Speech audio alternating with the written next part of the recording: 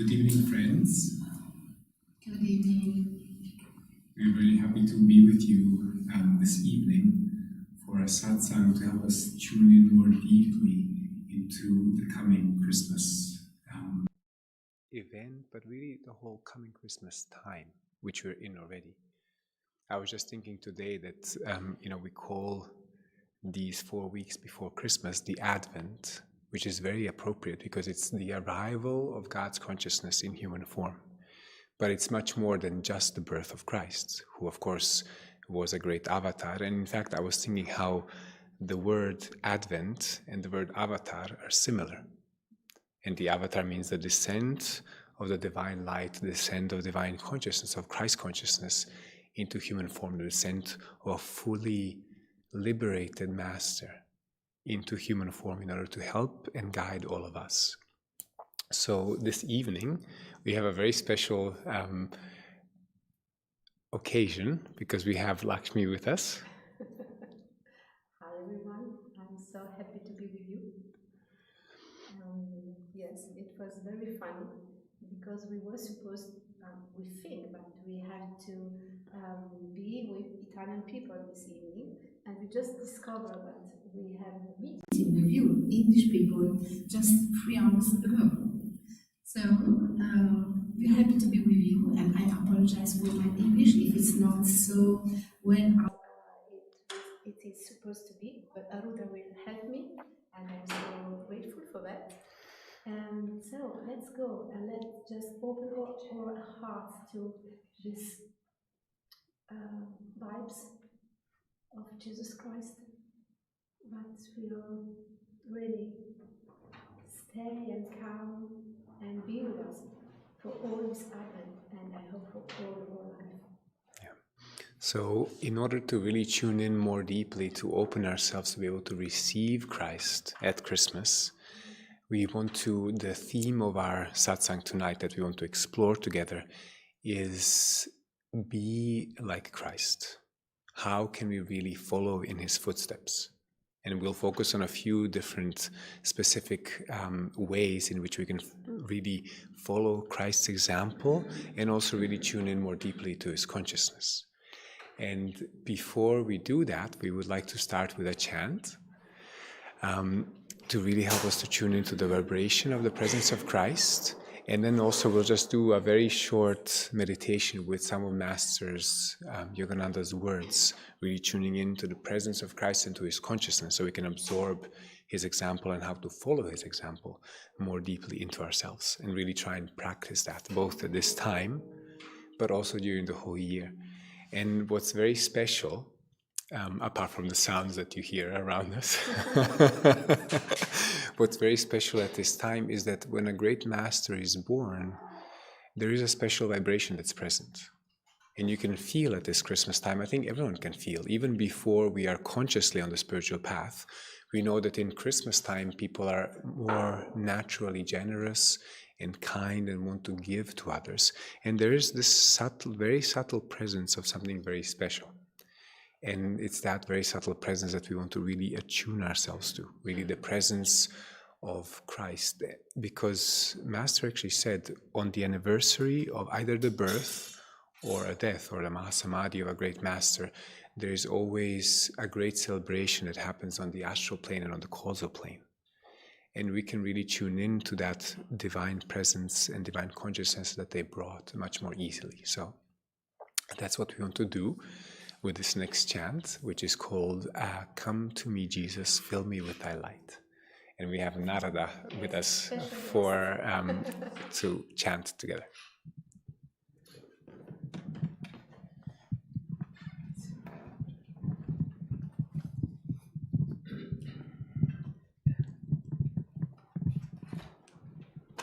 And we'll share this microphone. Yes. We share everything, so we'll share the microphone as well.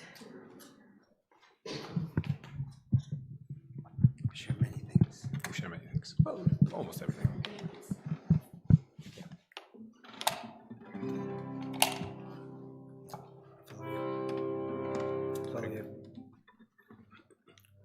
So as you chant, try to really visualize or focus at the point between the eyebrows and feel the presence of Christ. And really call to Him. You can visualize Him coming into your consciousness, into your heart, into your soul, really filling you with His light.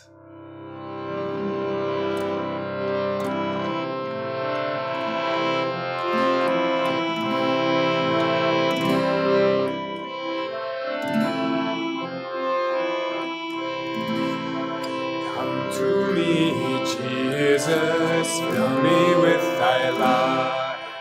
Come to me, Jesus, fill me with Thy light. Come to me, Jesus, fill me with Thy light. Come to me, Jesus, fill me with Thy light. Come to me, Jesus, fill me with Thy light. Come to me, Jesus, fill me with Thy light. Come to me, Jesus, fill me with Thy light. Come to me, Jesus, fill me with Thy light. Come to me, Jesus, fill me with Thy light. Come to me, Jesus, fill me with Thy light. Come to me, Jesus, fill me with Thy light. Come to me, Jesus, fill me with Thy light. Come to me, Jesus, fill me with Thy light. Come to me, Jesus, fill me with Thy light. Come to me,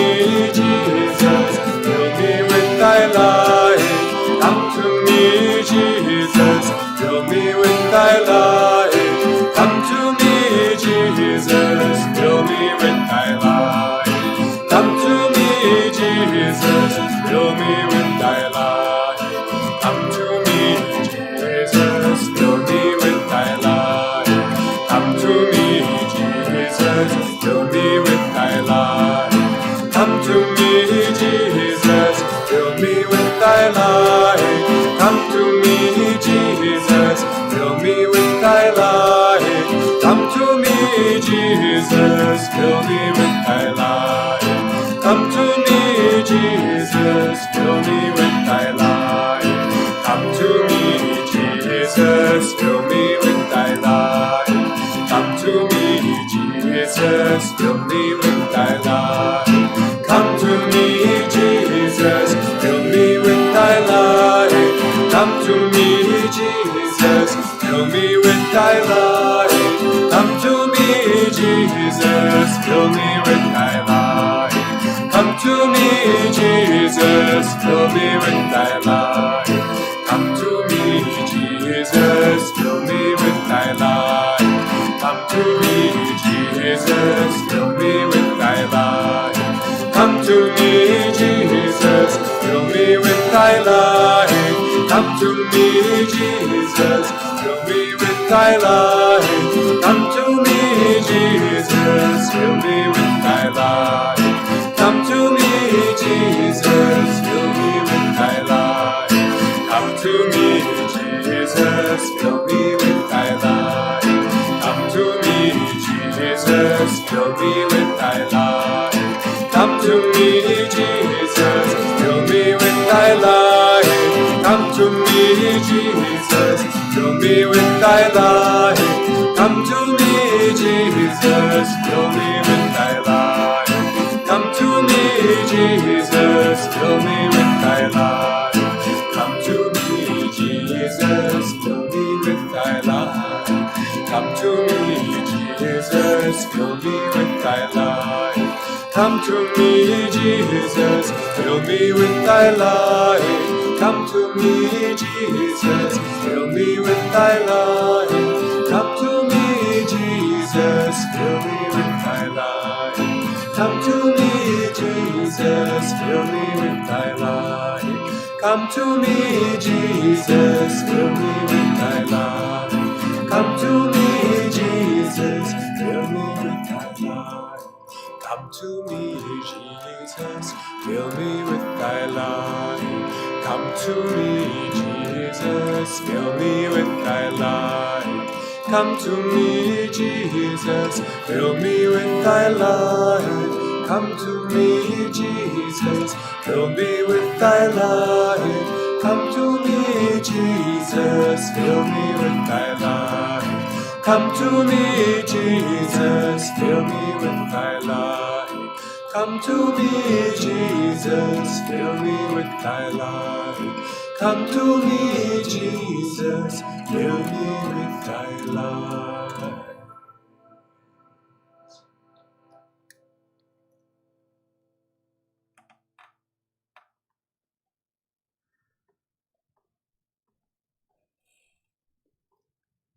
Remaining in the vibrations of this chant, let's sit upright.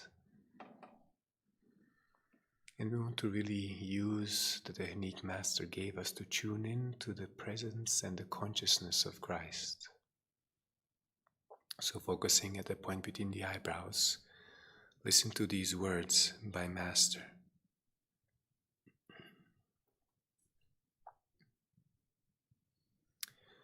I was sitting in my darkened room in meditation, praying deeply from my soul, when suddenly the blackness gave way to a celestial opal blue effulgence.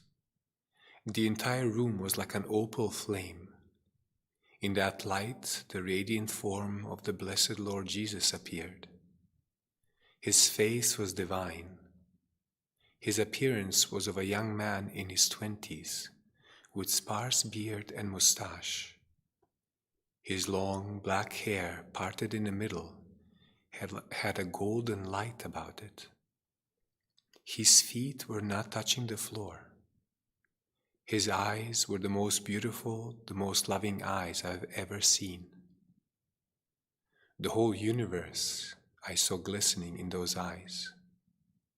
They were infinitely changing, and with each transition of expression, I intuitively understood the wisdom conveyed. In his glorious eyes, I felt the power that upholds and commands the myriad worlds. So just for a moment, try to visualize that radiant form that Master saw.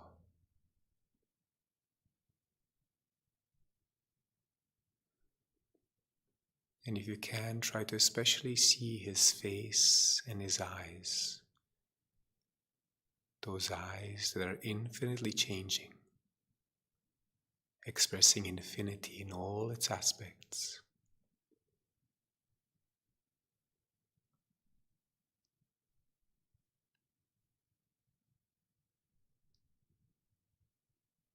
And call to him very deeply at the point between the eyebrows.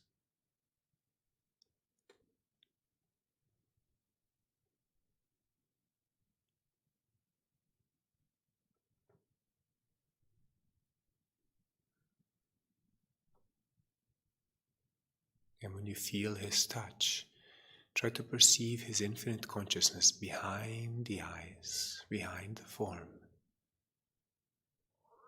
And let that infinite consciousness penetrate, be transferred from his eyes, into your spiritual eye.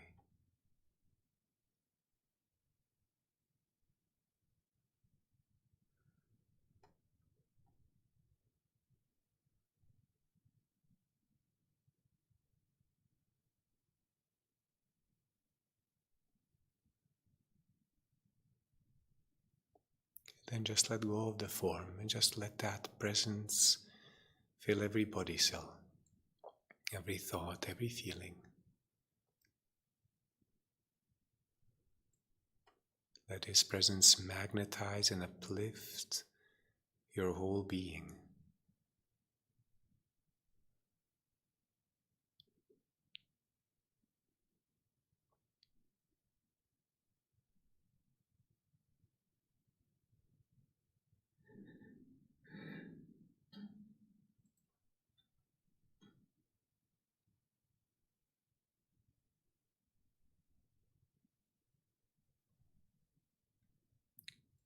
Om Shanti.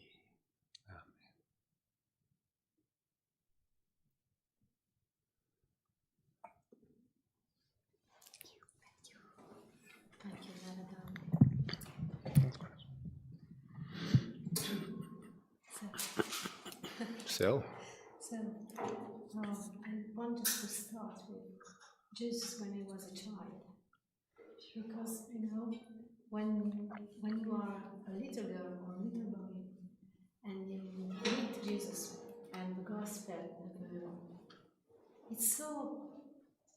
he's so close to us, and it's so easy to feel that we can be this child, we can be this beauty, this force, this energy. But when we grow, it seems that it's more complicated to follow the footsteps of Jesus Christ, because we are living in a normal life, in a daily life, and taking these teachings that speaks to our heart in our daily life is not so easy. And when we are in these Christmas days, when we are in this magic and moments full of energy to prepare this Advent, it's really a beautiful and big opportunity to stay more tuned with Jesus Christ and with his energy and what he is trying to teach to us. And so the first main point is something that we hear since we are small, but it's turn the other cheek. So it's something that it seems natural, but when we are in our daily life, is it so natural? Is it so easy? And so I can read just a little bit of gospel sentence about this, and with 𝗟𝗓𝗏 we will try to find how we can be tuned and how we can bring these teachings in our life. So in the ancient gospel, they say, an eye for an eye, a tooth for a tooth. So it's Kali Yuga. So it's really the darkness. But with Jesus, he brings the light. He brings the hope. And so that's turned in another sentence. But I say to you, do not oppose the evil one. If someone strikes you on the right cheek, turn the other also. And if someone wants to drag you to court and take away your tunic, leave your cloak also. And if anyone wants to force you to walk a kilometer, walk with him for 2 kilometers. Give to those who ask you, and to those who wish to borrow from you, do not turn your back. Jesus gives us concrete situation and concrete solutions, isn't it? So how we can take these words and how we can bring it in our daily life. Do you think that do like this is passivity, 𝗟𝗓𝗏? is passivity? I would say, well, what do you think? Think about your life, and then think about when someone comes along and maybe you're in a tram and someone walks past and they hit you. What's our most instinctual response? Often it's either to push back or to look around to see, like, who did this? Like, what are you doing? And it's interesting how it can seem to turn the other cheek, as Christ is saying here, is passive, but in reality it takes much more strength, because it takes the strength to be able to overcome our own inner weakness and our own inner limited nature in order to be able to see and approach whatever situation God sends to us as coming for God, and really as seeing the highest potential in someone else. I just recently, and then Lakshmi probably has a story to add, but recently in some of the last months, I had an experience where I was yelled at by someone in a way that was very intense, is the word that comes to mind. I mean, imagine, you're doing something and all of a sudden this person shows up in front of you and just starts yelling, and he starts calling you names, and you're an idiot, and you're this and you're that, and I remember my first response when this happened, I just didn't know what to say. I was looking at the person and I said, like, what are you talking about? I couldn't even relate to what they were talking about, but it was interesting because it was definitely a challenge. I would love to say that I remained completely centered and calm, but my feelings were ruffled. Because when you find yourself in front of something like that, something that's so strong, such a strong, aggression, of course we feel it, and our nervous system is touched by it. So what I was thinking of, because when something like that happens, it leaves a trace in our mind, it leaves a trace in our consciousness. And what Christ is saying here is that even if something really bad happens to you, don't let it leave a trace.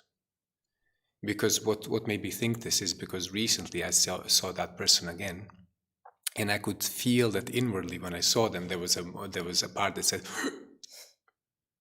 because I had a really strong negative experience, and even though I know they're my brother, I know they're a guru bhai, I prayed for them, all of these things. When I saw them, there was a part that was resisting, that basically saw the worst in who they were. And when this was happening, I remember that I had this inner process of realizing this is not okay. No matter what they did, I have to try and do my part to, even if it might happen again, I have to try and see their highest potential. And it took a lot of work, and I'm still working on it, but it's gotten better. And this is what it made me realize, is that we have to, what Christ is saying, turning the other cheek, is really developing the strength to, no matter what happens, not to let our friendship and our love be changed by the actions or by the situation. And that really takes a lot of strength. Yeah. It's what Jesus done in all his life, till the beginning, from the beginning till the end, when he was, crucified, and he just delivered everyone for ogni peccato. From all sin. Yes. So I have a little story, and I will try to do my best in English. So it was in the ancient India, and a saint has an ashram and disciples, and he was very appreciated. He was a saint man. But in the same town, it was also another one who has also a lot of disciples, and he really has a sort of hate, and he always speak very bad about this saint. But he wasn't a saint, and he spent all his life to attack with words, with his energy, this man. And of course, the disciples of this great saint come to their master and they say, "Master, why you don't reply? You don't say something? We don't defend yourself." But he never answered. And he continued his life, and he continued to do his satsang with love, and giving no energy to the other man. At a certain point, the other man died. And so the disciples come to their master and they say, "Master, we have a great news, because your enemy leave his body. So now no one can speak about you in a with bad words." And the saint just stay in silence and cry.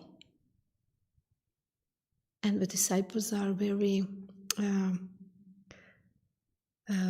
they can't understand, till he can say to them, "I just lose my better friend," because he was the unique able to bring me to listen to my higher self and really be able to see if what he says about me was the truth or not.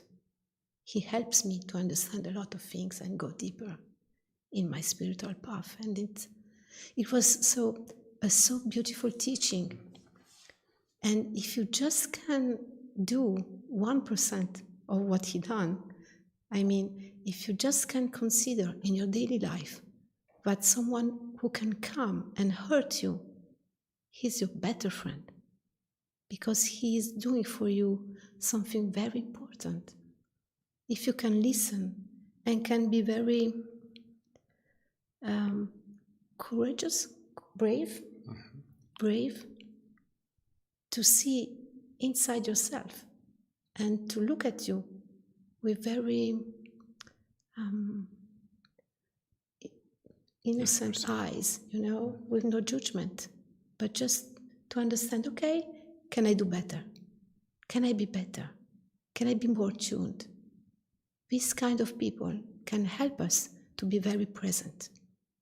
They can really remember us, why we are here, and what is our purpose of life. Thank you, Lakshmi. It's interesting. This is really something that we hear it often, but if we really can practice it, I think it will change our spiritual lives. I mean, think about it. Every time that someone says something that we think is not true, or we think is unfair, whether it's really unfair or not, just the power or even just the intention of not resisting changes everything.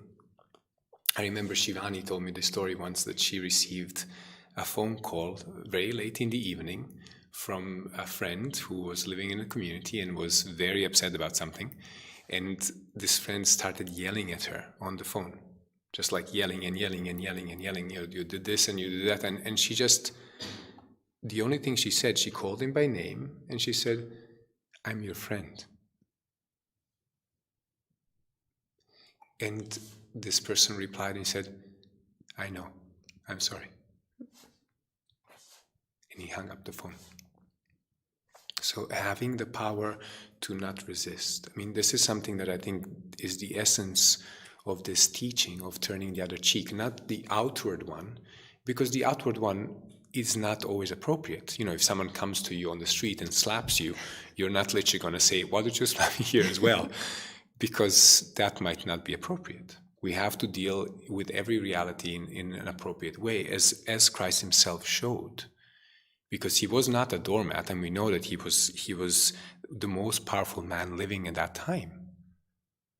He threw the money changers out of the temple. He went against everything that the whole tradition established at that time.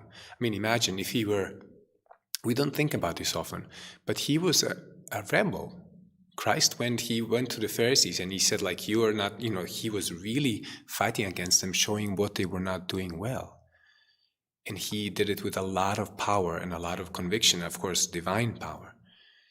But he also had the power to only do God's will, not to resist. And I think of, Lakshmi mentioned before when he was crucified. I mean, think about this. He was at Pontius Pilate. And Pilate, the judge who has the power to decide will he live or will he die, literally tells him, "I want to defend you, I want to save you, you have to give me something. Help me to help you." And when Christ would not say a word, because he knew that this was God's will, he knew that his life had to be given for others. And I mean, think about it. If Christ had not given his life, we might not know him today. He demonstrated his greatest victory through the resurrection. But what touched me a lot is in that story, Pilate tells him, "Don't you know I have the power to either condemn you to death or to save your life?" And what does Christ say?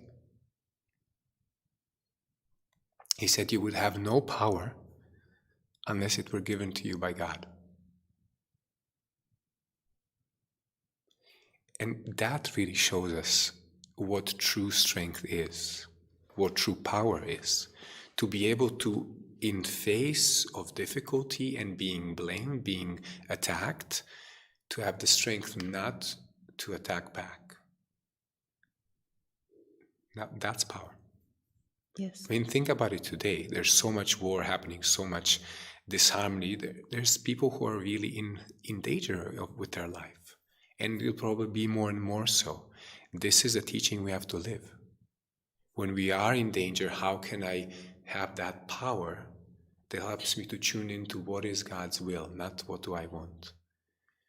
A man that comes to mind is Richard Wurmbrand, who was a Christian minister in Romania during communism, and he was imprisoned for 16 years and tortured in the most brutal ways possible, ways that we don't want to even think about, let alone would wish to someone else.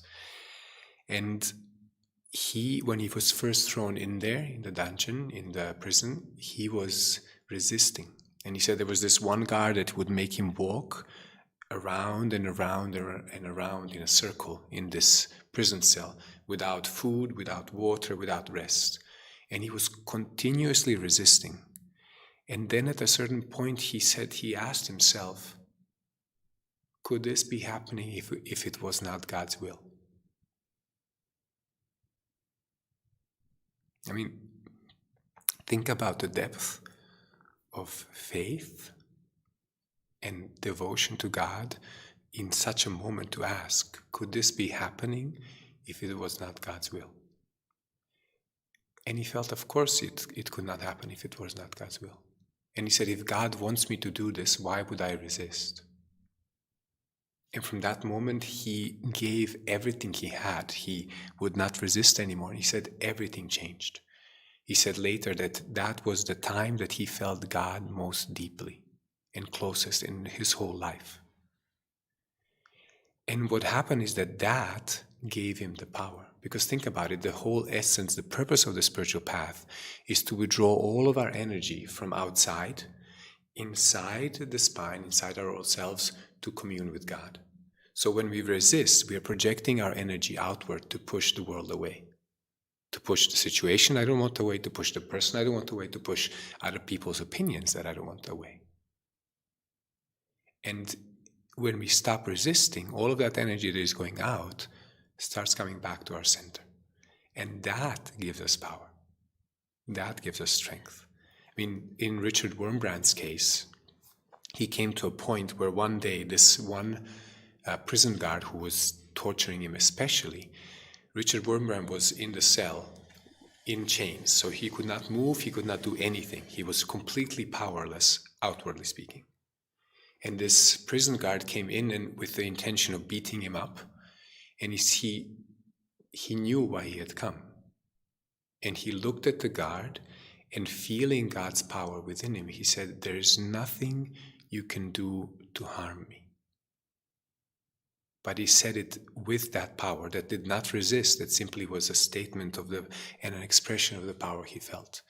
The guard stopped, turned around, and left. And he never touched him again. That's what true power is. And that's the power we want to develop now. And it would be really good to try in this time, or even in this whole year, practice. Okay, every week, try to consciously at least 3 times, or 5 times, or 10 times, when someone attacks, to use the power when you feel attacked in any way, whether it's emotionally, whether it's verbally, whether it's by the situation where you feel uncomfortable. Try to use that power not to resist, but to really offer it to God. And even ask, could this be happening outside the will of God?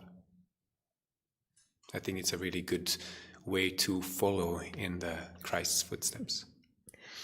I learned a new word in English, but it's meekness. Meekness, yes. And it's so beautiful. Meekness, but a so powerful word. But it means that you are the master of yourself, not your emotions, but you can really be the master of yourself if you are meekness. And it's something incredible.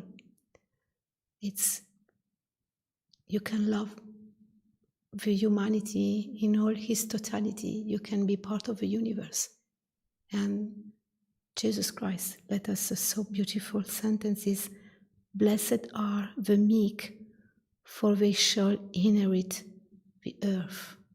And I think that Jesus Christ just give us the footsteps to make this world a really, really better and brightly world. Right word. Yeah. It makes sense. And it's beautiful. It is that being completely kind. What Christ meant when he said, "Blessed are the meek," is those who are really kind. Which doesn't mean not being strong. It doesn't mean not seeing error when you see error, when you meet error. But it means not having any judgment. Being completely pure in the heart. Being really wanting the best for everyone. And if we are really sincere with ourselves, we find ourselves very often in situations where we don't want the best for everyone. And that's where we need to work. Maybe it's a conversation where someone is saying something that you think is, frankly said, stupid, or not really the truth, or maybe you think you know better, whatever it is. We often find ourselves there. And are we able to, at that time, not feel any animosity? On a very subtle level, not in we won't, most of us would not go out if someone disagrees with you, if Lakshmi disagrees with me, I'm not going to slap her, and she's not going to slap me. But, sometimes maybe. But how often do we find ourselves in a situation where maybe you don't agree, but there is a sense of animosity of, I want to win, or I want to be heard more. Or you're talking to someone and you realize you're talking to them because you want to take, not because you want to give. And we all find ourselves there. And this is what Christ meant. How can we work with this? And there's the story that we all have heard many times of Swami being with Master, Swami Kriyananda, when he was spending time with Paramahansa Yogananda. And they had asked Swami Kriyananda, because he had a beard at a time where nobody wore beards in the 30s and 40s, it was 40s. And he had kind of longish hair, so he looked like Christ. So they asked him to play the role of Christ in a local tableau play. And afterwards he was talking to Yogananda. Yogananda said, everyone told me you looked just like Christ.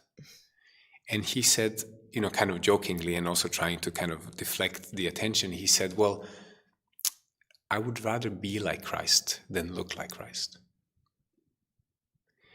And Yogananda responded looking at him and saying, that will come. He didn't say, oh yeah, you're right, it's like he was completely serious, saying that will come. Not only for Swami, for all of us. And that was something that Swami often spoke about. He said the fact that Master said that will come meant that it's a natural consequence of trying to live a Christ-like life, will be that we will become like Christ. Because when you want to learn to paint, you hang out with painters and you try to imitate their style.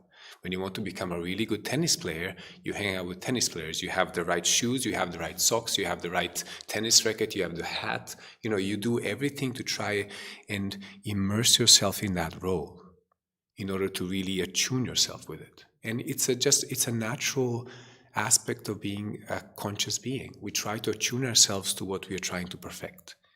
So if we try to follow the example that Christ gave, that Yogananda gave, that these great masters give, we will become more Christ-like.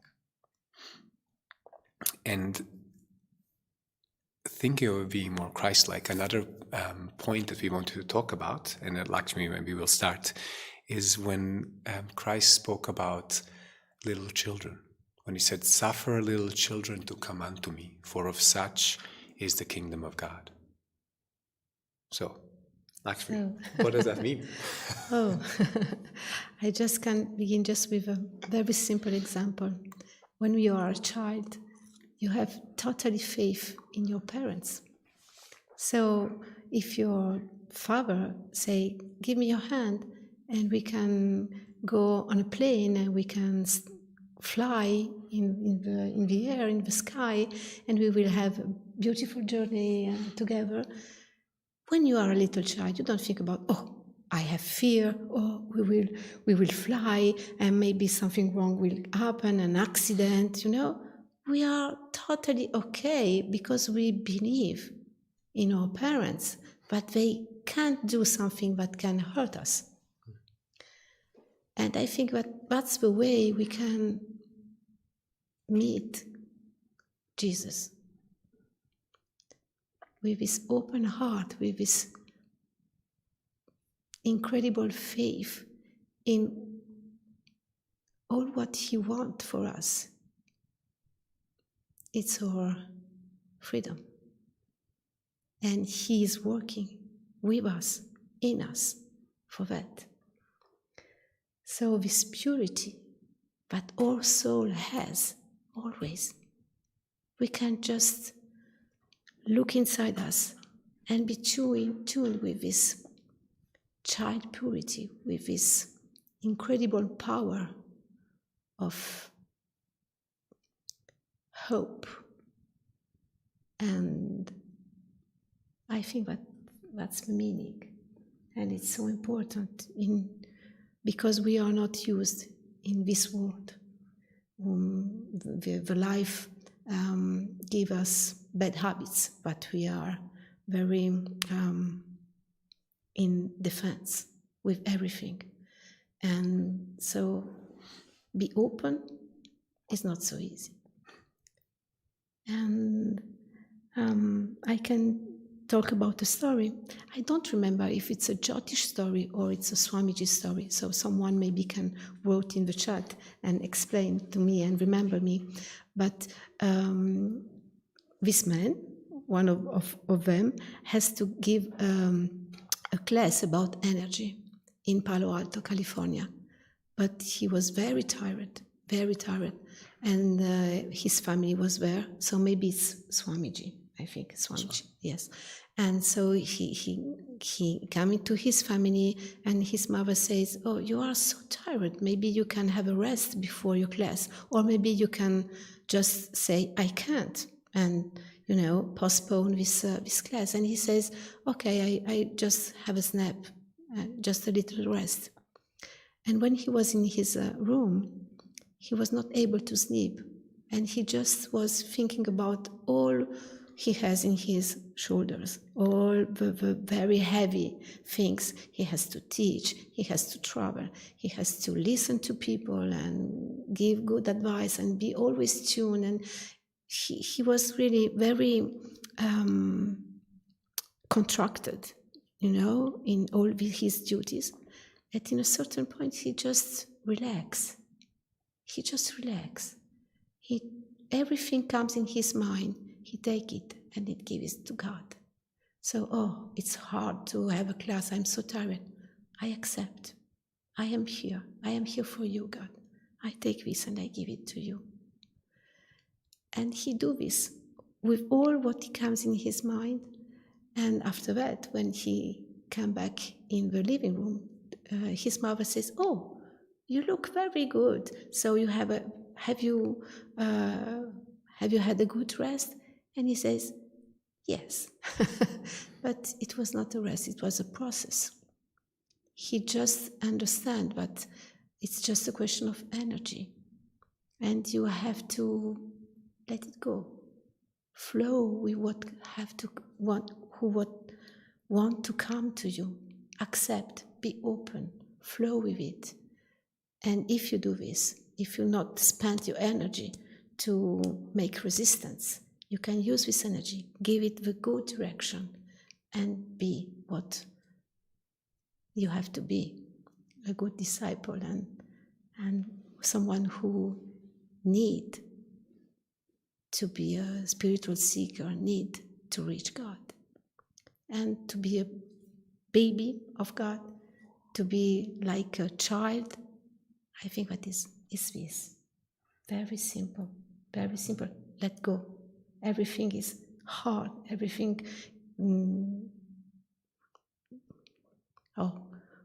Our soul is like a balloon. Our soul just wants to go in the sky.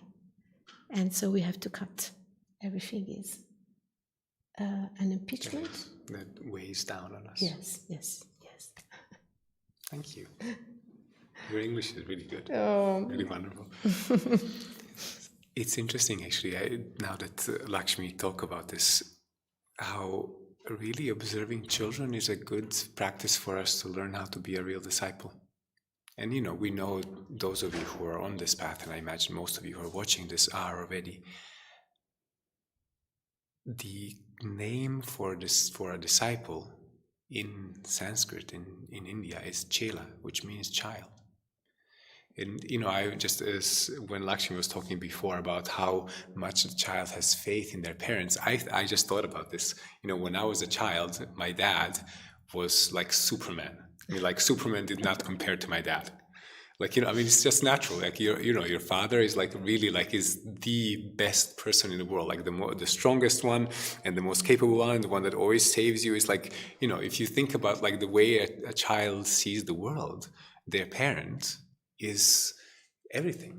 I remember, obviously I was, this big probably, and I remember my dad, putting me on one hand and my brother on another hand, and then he would lift us up, like this, and kind of be, show that he was strong, which for us was like, wow, wow, he could lift us, and we were just very, very small children.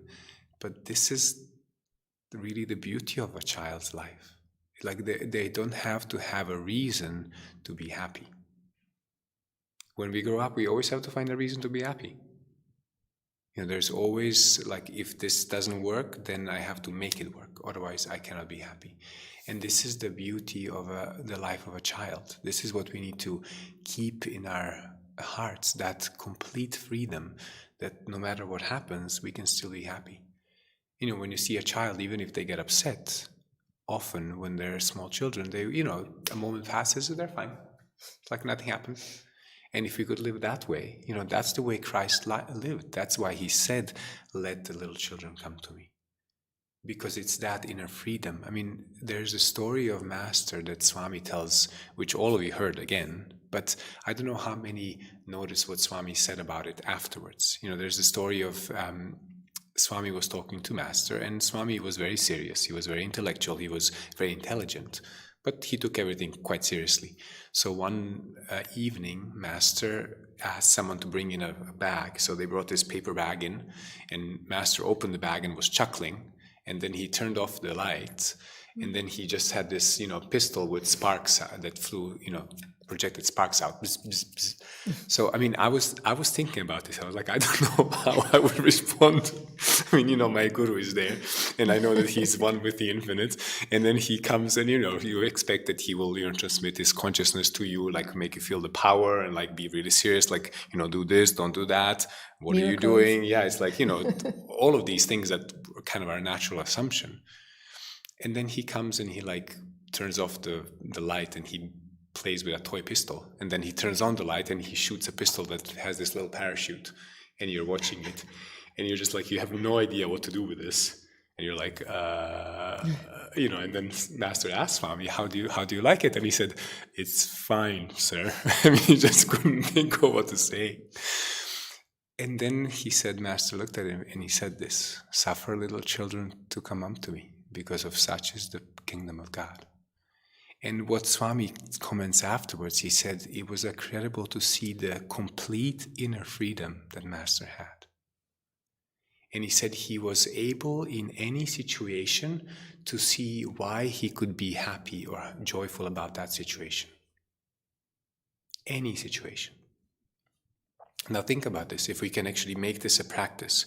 Whenever something bad happens, why can I be happy about this? And it can happen there's literally no situation in which we cannot be happy about it. Just today I was talking to a friend, because we live at 𝗓𝗏, both Lakshmi and I live at 𝗓𝗏, and the water heater just had this Mahasamadhi a few days ago. But so, you have also to because we have a tour, yes. In the last days. True. We just came back. We were choir, and so we have free exhibitions, concerts, and the two free concerts, and the two last concerts, they were I think that I never feel cold as in these evenings because the church are totally cold, no heat, no eating. No heating. And we are so beautiful dressed, Yes. but they aren't warm. So when we chant the condense, you can see our steam. condense. And in the last evening, we have no warm water in where we are lodged. Yes.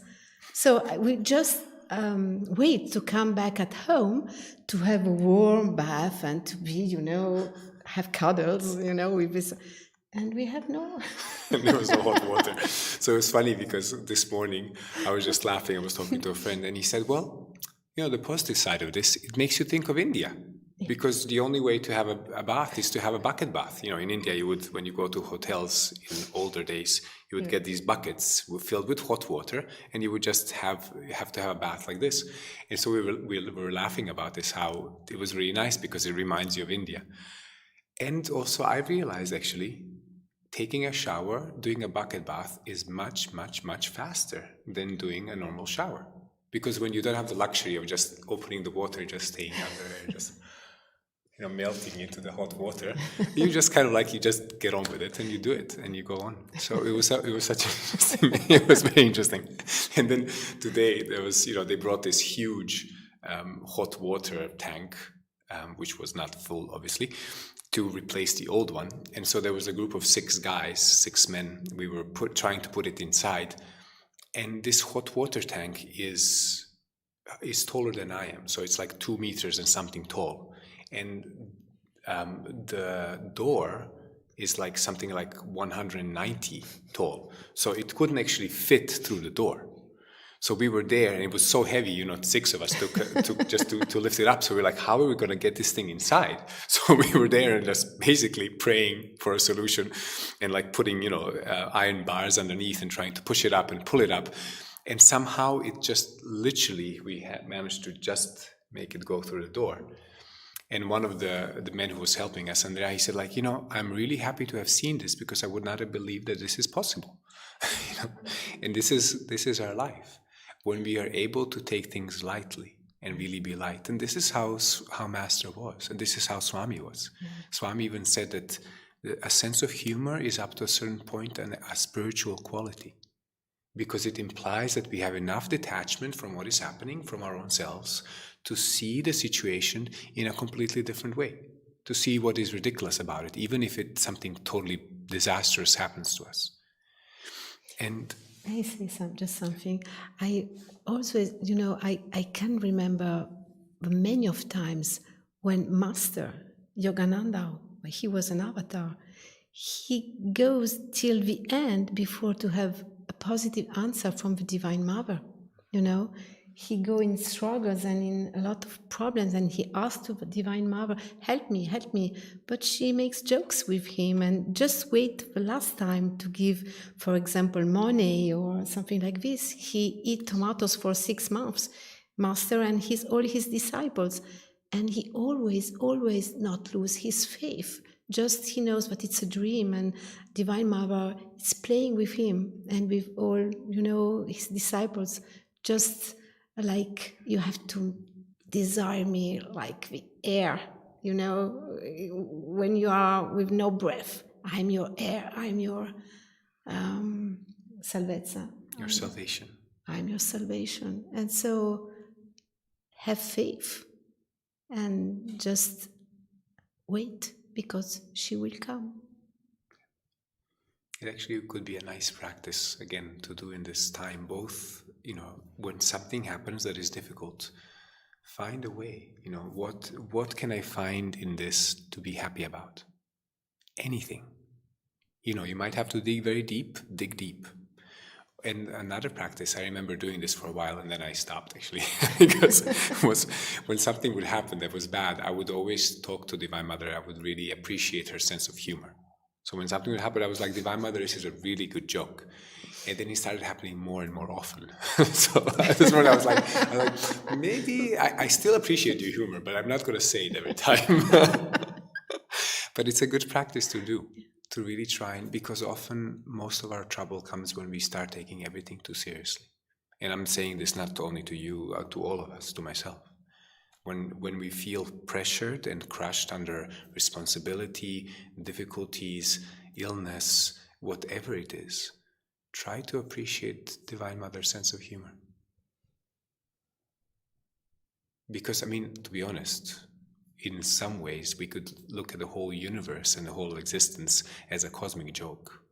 Because that's what it is. I mean, like, nothing exists in this universe apart from God's consciousness, apart from Christ's consciousness. And we just try and take it so seriously all the time. And that's why there's so many difficulties in the world. So maybe try and practice that. And we'll try and practice that too. So, do you want to touch briefly on the one last point? Briefly, because it's incredible, but the time runs so fast. Time flies when you're having fun. Yeah. So, what do you think? Non-attachment or loving all races? I think loving all races is good. Yes, because it's Christmas time. And it's so important. I come back always when I was a child. Do you remember when you are doing the letter to Jesus? Because when I was a child, it was not a letter to Babbo Natale, how do you say? To Santa Claus. Santa Claus, but to Jesus. And you do it at school. And you ask, but you also make a lot of promise. So I will be more kind, I will do all my duties, my homework, and please help me to give peace to all the world, and my wish is to have peace for everyone, no wars, no, a world full of peace and harmony, And that's always the desires of our soul that can speak when you are so little, because you know that is the truth, you know that it's the reality of your soul, is peace and harmony. But when you grow, it's difficult, because you can, for me, you can see that it's in your family, in your workplace, you have some situations that are not so easy to practice love. Love all the races is easy to say, but even you can have some struggles with your parents, with your child, with your wife, with your husband. And so how we can practice and love all the races if you are not able to love the people who are so close to us, even you are not able to love ourselves. So it's a good point. And it's something we have to work on. It's interesting, there's the phrase which I think we've all heard, and we can probably all relate to it. I love humanity, it's people I can't stand. And I mean, honestly, think about this, the idea of loving humanity, who would say no? Yeah. We all, in our hearts, say, of course I love humanity, of course I love we're all divine souls, we're all brothers and sisters in God. But it's when your person who is near to you does something that you don't like, that's where we have to work on it. When it's personal. Yeah, it becomes personal. Yeah. And it's interesting, I just thinking about this, I think the only way to love all humanity is to learn to love God and learn to see God in others. Because in that case, you don't have to know someone. Because if you love God and you see God in others, you will automatically love them because you already love God. I mean, that's what Swami actually said to someone. Someone came to Swami Kriyananda and he said, how is it possible? You don't know me at all. And I feel more love from you than I feel from my family. And he said, it's because I love God who is already in you. So of course it's easy to love you. And that's what we have to practice seeing in each other. I think this is one of the best services we can do for each other. No matter what we do, no matter how difficult it gets, to always see, or if you cannot see, affirm God. Coming back to that story I shared before, even if someone yells at you or is really, really puts you in difficulty, and it's difficult, ask Christ, ask Master, ask Divine Mother, help me to see them as you see them. Help me to see you in them. Because everything changes. And I think that what comes to me also in relation to this is that it's impossible to learn to love God deeply enough unless we commune deeply with God. I mean, we are here trying to create a worldwide work for these masters, for Master, for Christ, for Babaji. And we are constantly busy serving and giving and doing things and inventing things, inventing events, inventing books, inventing courses, inventing journeys, inventing tours, and we'll go out with a choir, and then we'll create a new a clock that has the masters on it. I mean, there's always something. How can we help and share inspiration with other people? Constant. And yet we wouldn't do any of that unless we felt God's presence inside. And when any of us comes to the point where you're so engrossed in what you're doing that you forget God, it means something needs to balance. I mean, think about this. What did Christ do before every important moment in his life that we know? Before he started his mission, he did 40 days of seclusion. When was the last time any of us in this room did 40 days of seclusion? I can tell you I never did it, but now that I think about it, I think I'll do it. Have a purpose. Yeah, I'll put it in my plan for next year. But also, what did he do just before he got crucified? I mean, think of it. The last night before he was crucified, he went to the Garden of Gethsemane and he prayed and he meditated the whole night, giving himself completely to God and preparing himself inwardly for that most important moment of his life. And so many times we read in the Bible that he would run away or he would leave the crowds to withdraw and to be with God, to commune with God. And he was an avatar, and Yogananda did the same.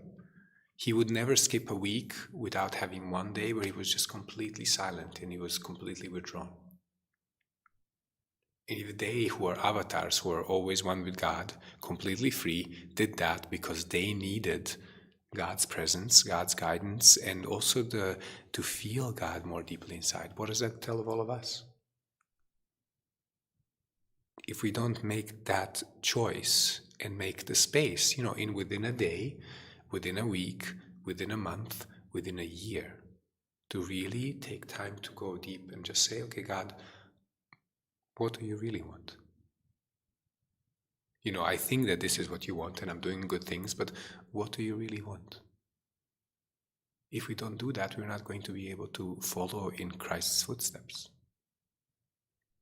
So I would encourage us all in this time, which is getting more crazy and more busy, try every day to take, apart from the meditation, take small moments, where you can, go to the bathroom or take some space and just go for a moment, or even if you're in a conversation that you're not very involved in, just, place your attention in the heart and the spiritual eye and just either do japa or practice hongso, do something to just be with God, and then come back.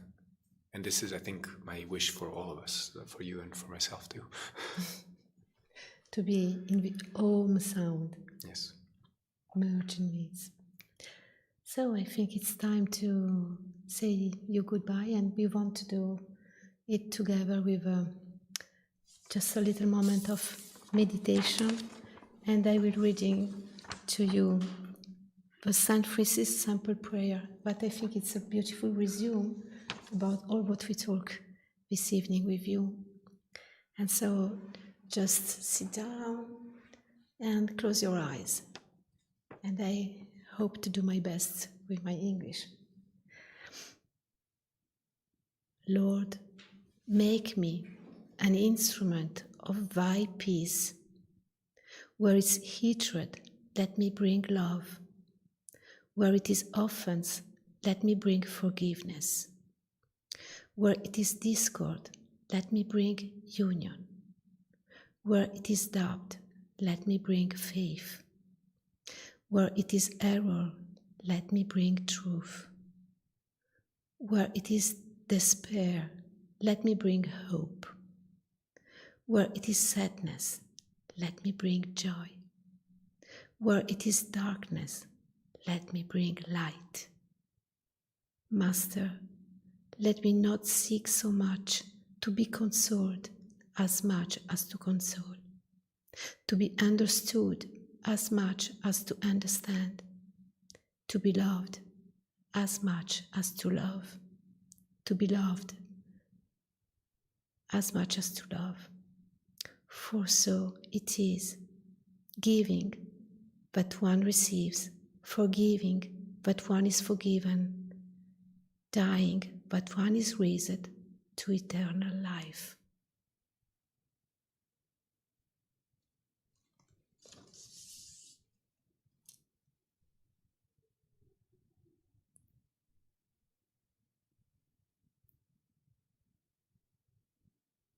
Thank you, dear friends, for being with us.